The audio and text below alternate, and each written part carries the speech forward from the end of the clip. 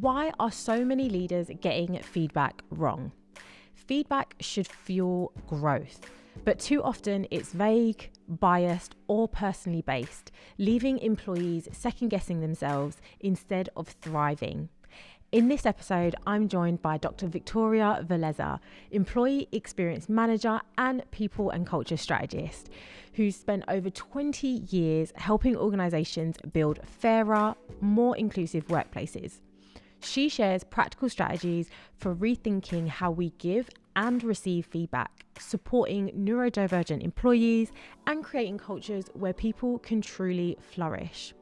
This conversation was eye-opening and packed with actionable insights every leader can apply right away. Now, without further ado, let's jump into my conversation with Dr. Victoria Verlezza. Hi, Victoria. Hi, Natasha. How are you? I'm good. How are you? Welcome to the All Inclusive Podcast.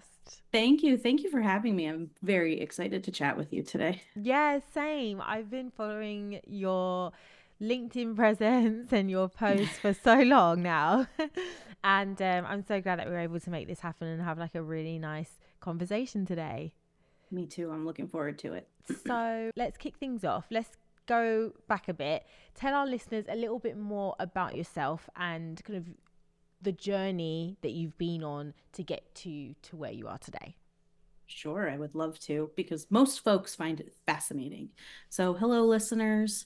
I am a now 20-year in people and culture strategist. I've been in the space of trying to deliver equitable spaces and thinking about anti-bias for over 20 years, which always surprises people because I'm a very small human and I look really young. But I've been in this space of trying to create positive workplace experiences for folks through a social justice education lens. When I was in grad school, I sort of fell into a social justice education program, and it was not the first time I had thought about race or gender or sexuality. That came in undergrad, but I've always been driven by the idea of there's injustice, and what do we do with that? How do we create liberatory spaces? How do we create liberation for everyone? And so it just sort of felt natural to me to move into different spaces around quote unquote diversity, equity, inclusion, social justice. And then I made a pivot into corporate, and that was a really interesting space because no one thought I would ever do that. Employee experience fell into my lap, and employee experience for me is kind of all of those things wrapped up into one as we create spaces where people can thrive at work. Because what I was seeing was there are certain people, historically suppressed or minoritized folks, who experience the harm at work. And then there's other folks who thrive. And the disparity was just like, I don't understand it. And as a ADHD, autistic, other neurodivergent individual, also queer, it just didn't make sense to me. So I started looking at different disparities in the workplace, and that's how I got to where I am. I've been doing this a long time. I'm kind of that rebel or disruptor. People like to say that I cause problems because I notice and name where there are issues. But I think that makes me really unique because I'm seeing the patterns in workplaces and I'm able to address them with accountability head on. I think that journey is awesome, and it's really lovely when you have leaders that are passionate about their work, but it's really shown through their own careers. And I think employee experience, where you've kind of landed now, is an awesome space in order to create impact, influence, meeting people where they're at, which is what we do say quite a lot when we're talking about creating workplace cultures where people feel like they can bring their full selves to work, that they feel like they're being supported, they're valued. So I think looking at that employee experience element and looking at every stage that somebody comes through our doors, like how are they interacting, what are we doing for them, is awesome. One of the areas which I know comes up time and time again and is considered when you're looking at an employee experience is that feedback. Yes.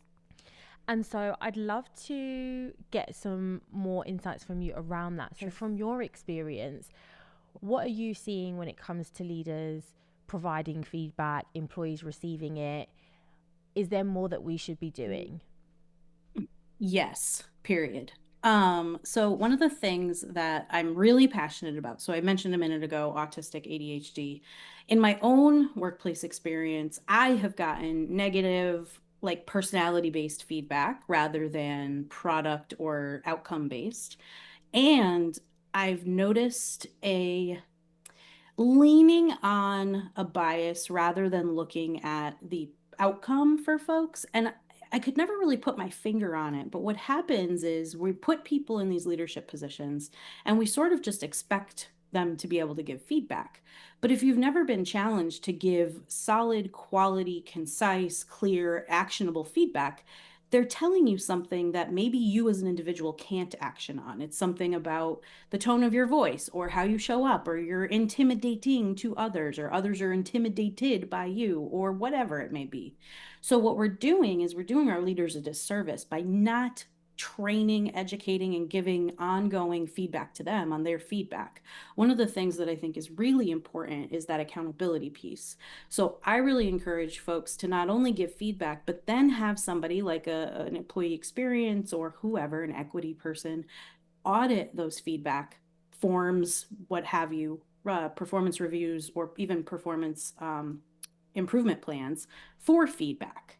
There are very simple steps that I think HRs or other leaders could be taking. Too often, and I have a post coming out about this soon, is feedback is shaped by proximity, projection, and discomfort. It's not always about a measurable performance. And that's often because we don't have a lot of insight into people's day to day, or we haven't educated the employee on how to talk about what they're doing. It's just this cyclical cycle when historically minoritized or suppressed individuals are being supervised by someone who just isn't being given the proper resources to do that. So, an example, I got feedback once about something I said or didn't say in Slack. I was talking too much, and I said, "What do you want me to do with this?" And the person said, "Well, I don't know. We just wanted you to be aware." Well, now my brain is spinning around, what am I supposed to do? Talk less? Don't ever engage? What am I supposed to do with that? It made me very self-conscious. It was constantly in my brain on a loop because I ruminate. And anybody with rejection sensitivity dysphoria or any other neurodivergencies knows exactly what I'm talking about. So, one of the things organizations need to do is educate, what is neurodivergence? How does it show up? How are we giving feedback that's not clear or actionable and is not based in a subjective opinion, but rather not based in an objective opinion, but is rather subjective. And it's something that we really have to focus on. And I think it's a low lift. It's not something that takes a lot of time and effort. Managers can take their own time and become more aware of their own biases. There's lots of tests out there to help that. It's really just spending a little bit of time, slowing down, making some steps available for our managers to work through it, talk through it. And then for folks receiving feedback, that's a whole other ball game. Like, receivers don't have to always accept it. Feedback should be a gift, and it should be a gift that we are able to receive if we want to. And then if it's not clear and actionable, it should be something that we disregard and try to push out of our mind. I think that um, staying on those that are delivering the feedback, and I Mm. mean we'll definitely touch on the receivers because that's like a whole other kettle of fish. Yeah. But those delivering it, and I agree. I think it can definitely be a lower lift. Why do you think that leaders perceive it to not be though? Mm. For a couple of reasons. I think it feels hard, and I think there's a lot of fear associated with it. One of the things I hear the most from people is, I'm afraid to say the wrong thing. I'm afraid to do the wrong thing. I don't have time to slow down. And I do believe that it is a valid point. Leaders in, senior leadership positions or first-time managers, or maybe you're a project manager and a supervisor, there's not a lot of time baked into your week. However, there are things that can be done. For example, if you're going to give a performance review, maybe think about the timing that you're giving that review. Have you written the review? Has somebody else reviewed it? Are you about to go on vacation? Are you hungry? Like, thinking about yourself before you're writing the review, ask yourself a simple question. Would I give this feedback to someone else who wasn't neurodivergent, wasn't of a historically suppressed, racialized, or ethnic group? Would I give this to someone who wasn't queer? Ask yourself those questions. And I think we are in a space of self-reflection first. So EQ, right? Emotional intelligence Mm. is first. And then how are we looking at ourselves through a relational intelligence lens? It's okay to be self-reflective. And I do think people are fearful of that. And also the time. Nobody feels like they have enough time. Can you bake in an hour a week? I also think people wait to do the feedback rather than giving it in a timely manner. So I believe strongly that there is an opportunity to grow and change and shift. And sometimes it needs to come from somebody who's a coach or a consultant or an internal employee experience person who helps almost create that time for you, right? Like, here's an hour where we're going to talk about how to give and receive feedback. That's baked into their calendar. If it's not something in the forefront of their mind, it might just go by the wayside. Yeah, no, I understand. I mean, and what is the impact of us doing this correctly? I think we'll see a lot more thriving from individuals. We'll see better retention. We'll see growth. A big part of leaders' roles is growth and development. And I think because they often don't know how to lead people who are very different from them or have different outlooks or think about things differently, we get afraid of how to do that. So the biggest for me is retention and the growth and development of an individual and a Those, team by yeah, no, sorry. definitely. I think you mentioned like growth and retention, and those are two areas that Mm, uh, a lot of organizations do look at. Retention in particular, because they want to keep their best people, and how yeah. can we do that? Um, but do you find that, and I'm going to kind of like move slightly into like the receiving end of this of Mm-hmm. feedback as well, that people based around the feedback that they receive tend to end up shrinking themselves or being a little bit more palatable. I know from my own personal experience, I Mm-hmm. know that there were a lot of times where I would get a piece of feedback, interpret that, and it wasn't something that was very tangible. It was very kind of like, oh, like maybe have you thought about your tone Mm-hmm. or the way that you have explained something.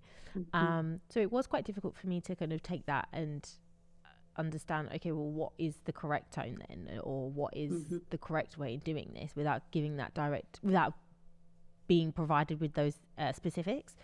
Yeah. And I ended up kind of just quietening, not saying as much because I didn't Yeah. want my tone to come across bad. And so, do you find that's the case when, in from your own experience as well? Yeah. So thank you for sharing that example because it's so common. It is so common. And when we're code switching or when we're doing the back and forth of should I shine my light or should I dim my light, it becomes emotional labor. And what I find is that people will leave. So if they get enough feedback that is about personality or tone or perception of those things, people won't necessarily stay. They become, maybe they're top performers, right? They're high performers. They're really producing. Clients really love them. Their coworkers really enjoy them. But if they have one person who is kind of putting them under this microscope and they consistently get this not clear or actionable feedback, we do dim our light. And I will say from personal experience, I left two different jobs as a result of that because top performer. I'm doing everything I'm supposed to do. My clients love me. They want to keep working with me. And yet I have managers who don't know how to give quality feedback about my work. It's really just leaning on, well, you don't emote enough or what have you. I'm neurodivergent. So when you think about autistic individuals in the workplace, and if it's not clear with an action, why would we stay if we're not getting what we need to thrive? Mm. Most of us stay because we need employment, but we're also disengaged. So when you're getting feedback that's not clear or actionable or based on an outcome, you can't really grow. And the research shows that specifically Black and Indigenous and other non-Black women of color get so much feedback around personality, tone, the way they present, that they do end up dimming their light and leaving. So you're losing potentially amazing talent because you haven't supported your managers to focus on anything other than perception of an individual from their like racialized experience. I don't even know if I answered your question, but I think it's common. And one of the things people said, I had this post go viral, and I think you saw it around feedback in the Yeah. comment section, off the hook. Like people, there's so many stories in there of people experiencing exactly what we're talking about.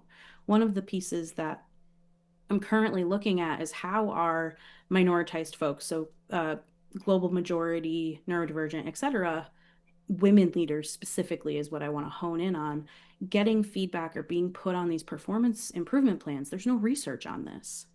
It's just anecdotal at this point. But Yeah. 55 people have filled out this survey and telling their stories.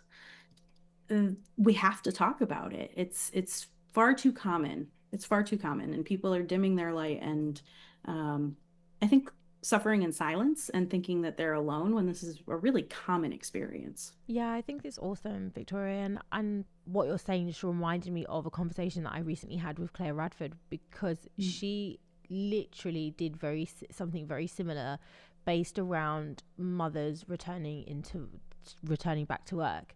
And Mm-hmm. she was hearing so many stories, hers included, around the experience that they were having returning into work wasn't very great, but there wasn't really anything out there that could really provide tangible like results, Mm-hmm. as in terms of like the actual numbers, the statistics, the data, like how many of these women, what's the percentage, what the nitty gritty really. Yeah. And so she recently did a paper on this, and I think it's absolutely amazing report. Definitely check it Oh, out. cool. But Yeah. yeah, I think it's so needed, and I agree with you. I even have loads of friends that in conversation talk to me around the experiences that they've had at work, and that Mm-hmm. one particular manager or that one particular leader provides feedback in such a unhelpful Mm-hmm. in such an unhelpful way that they become frustrated, they become more reserved, and they just start looking at other opportunities. Right. On the flip side of that, though, Yeah. I have more recently had a recent conversation actually with a friend of mine, where she's top performer. She's doing fantastic at her job. She communicates well. She's interacting with different teams, different areas of the business. She's able to take on additional work. But it seems as though, or she feels as though this is to her detriment, because her Mm. manager, when they start to have their kind of monthly, bi-weekly catch up, one-to-one, it's nothing to really do or report back around where she can improve, where she can develop. It's just talking about other people. It's just gossiping about the rest of the team, or do you know what I mean? So Mm. it's like Yeah. she Oh, yeah. feels as though that she isn't getting any further development because her manager just perceives her to being so amazing. You've got this, you're fine. And she's a Mm. woman of color. And so I think Mm-hmm. that um there are times where, in one hand, you get feedback that's not very specific, and you're feeling as though that you need to dim your light. And on the other hand, it's that the perception that because you're having to do more to be noticed, or to because of you're a person of color, you've got to do more to Mm-hmm. stand out from the crowd, that Yep. you're then being like, oh no, it's fine, you're fine, you're great, you can handle it, you don't Yep. need me. And it's just Yep. like, no, we do. Yeah. Yeah. And I've had, so thank you for sharing that. For two reasons, that could be two things, right? Like the manager has no idea how to give feedback to somebody who's a top performer and is afraid to say the wrong thing, like doesn't want to. I find that a lot of leaders are conflict avoidant rather than Mm, trying, and feedback is not always bad, right? Like we also have this perception that feedback is always criticism. Well, it's not always criticism. It's supposed to be for growth and development. And it sounds like your friend is similar to me. I was in a job where my manager said, I have no idea how to supervise you. I don't know how to give you feedback. I don't know what to do with you because you have more experience. I was in a PhD program. I'd been in the field longer. They had only been in one job in one place. And I said, okay, well, that's my cue to leave. Because if you can't provide me opportunities for visibility or growth, and you're just expecting me to take on more without more pay, I have to go somewhere where I'm going to be challenged. And I had to ultimately leave, not because, and I mean, they were doing the same thing, gossiping and talking about other people. And I was like, this is a waste of my time.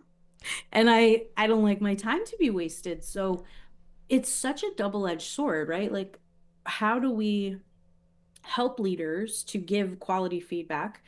And how do we support top performers or top talent or folks who are like your friend or even me or whoever in not just excelling at their position and reaching outside of that, but what are the things that they could be doing externally? Is there external opportunity? Maybe this person needs to sit on a board for something and like be a representative. If a manager maybe spent a little time and got to know the person, what are your interests, what are your like 10-year goals, etc. And some people don't have any, and that's okay too. I think it's just you said this earlier, we need to meet people where they are, but we also need to support managers in figuring out where that is. Yeah. They need a roadmap.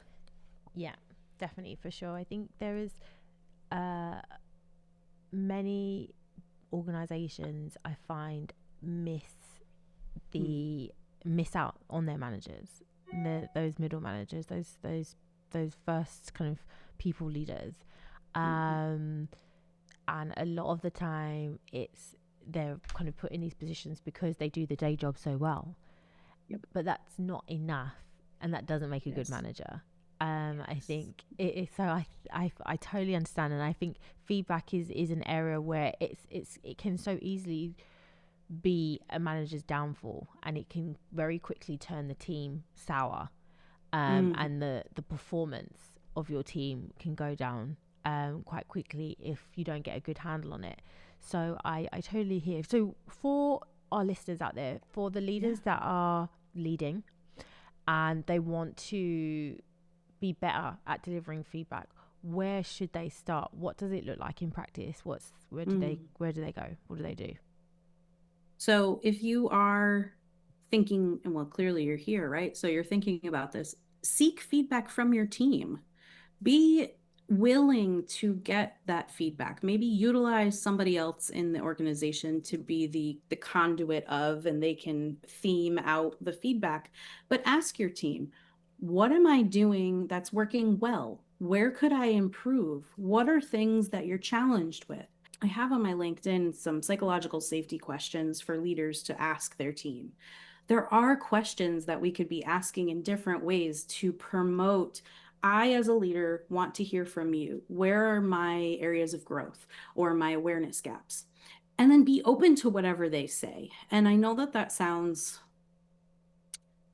cliche, I guess, but it is really a humbling experience if you can get that feedback from folks. Another thing we can be doing is doing this, right? The asynchronous learning, the challenging our own frameworks and the way that we were brought up, if you will, at work. Another thing that folks can do is be real with themselves. Who raised me at work? Who brought me up in an organization? What was my experience like? And what are the takeaways from that that I want to continue or don't want to continue?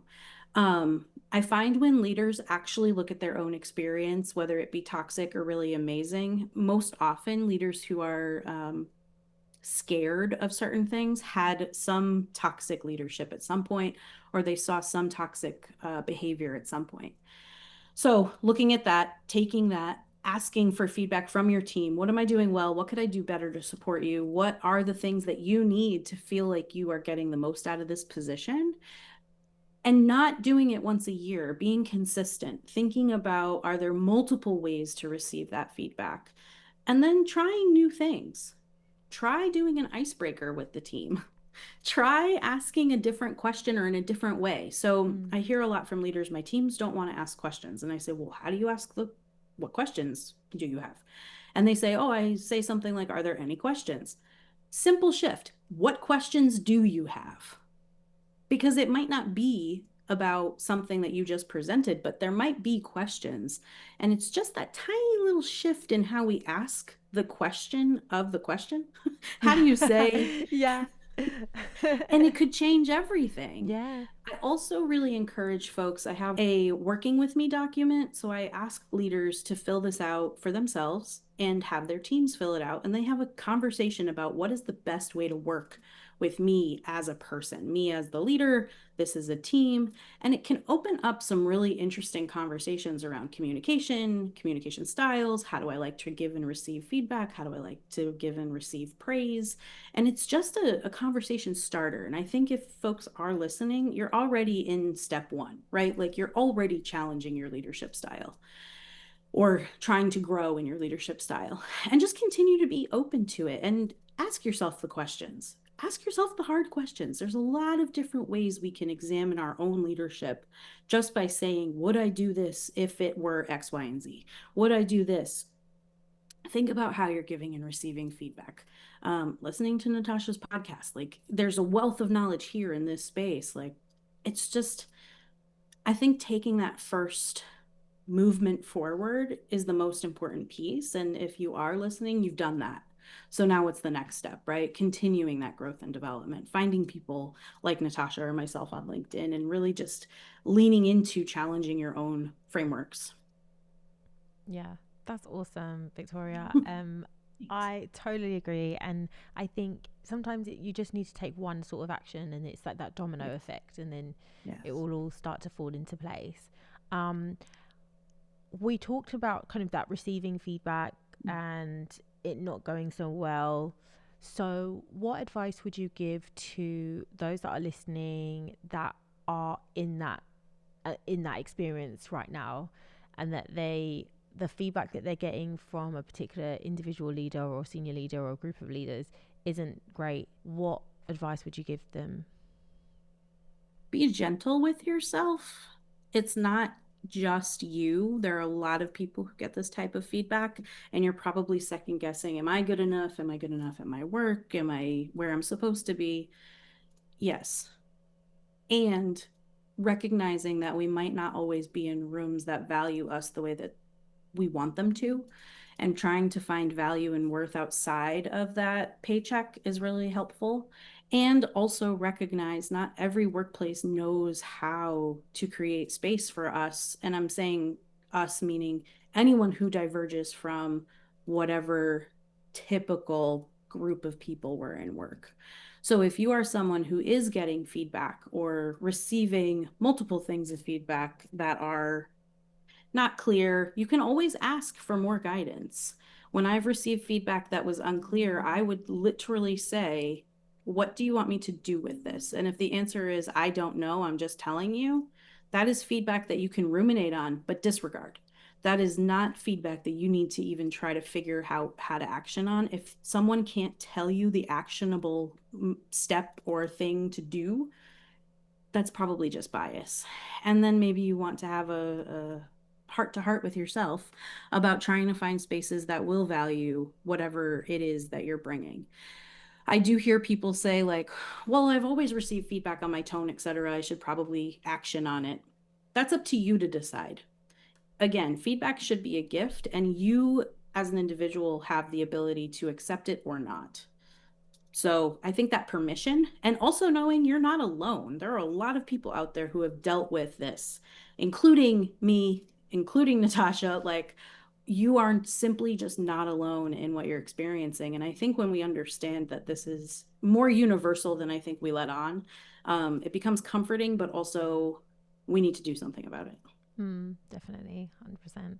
Victoria, that's such great advice. I was literally just like sucked in. I'm like, yes, yeah, it's awesome. I'm so glad that we were able to have this conversation today.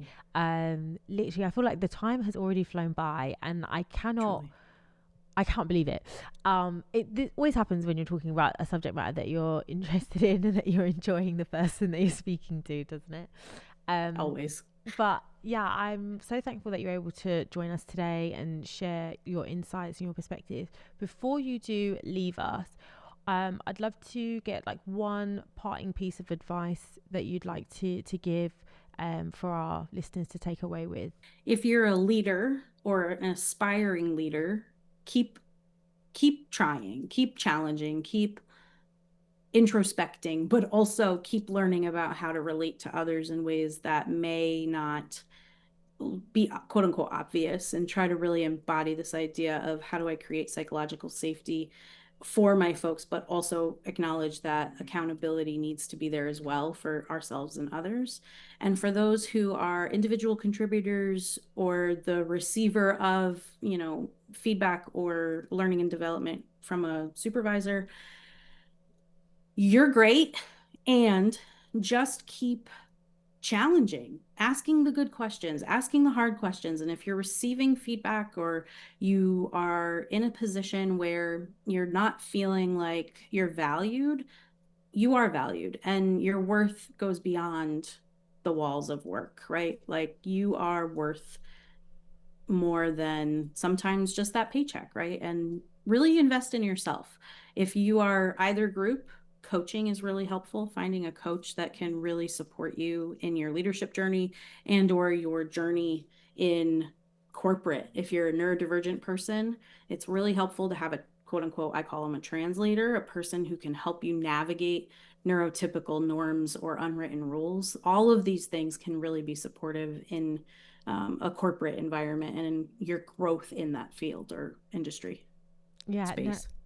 that's great. Thank you so much, Victoria. And I like that translator. That's a good one. Thanks. I've been watching Star Trek recently, so I'm like, yep, Ooh, universal translator, love it. yes. I love that. Such a sci-fi buff. I Me love it. too. I'm so get so obsessed. But yeah, Victoria, thank you so much for that advice and for all of the advice that you've given today on the show. It's been really meaningful. For everyone who is listening, if they want to connect with you, want to learn a little bit more about your work, get in touch, how can they do that? So feel free to reach out on LinkedIn. I have a website, which is just my name, victoriaverlezza.com. I do check my email every day. My DMs on LinkedIn have been a little overwhelming, but it's okay. You can also DM me there. Any collaboration or coaching, or you're looking for a coach, I have people I feed to. If that's an area of interest, you can always email me my first name, Victoria, at victoriaverlezzaphd.com. Oh, great. I will put those links down below in the show Thank notes. you. So everyone listening, those will be available to you so you're able to connect with Victoria. Once again, honestly, Victoria, it's been awesome. I know we're going to stay connected. I can't wait for us to do this again and collaborate in another way. But yeah, wishing you all the best for the future until we speak again. Back at you. Thank you so much. Thank you, everyone.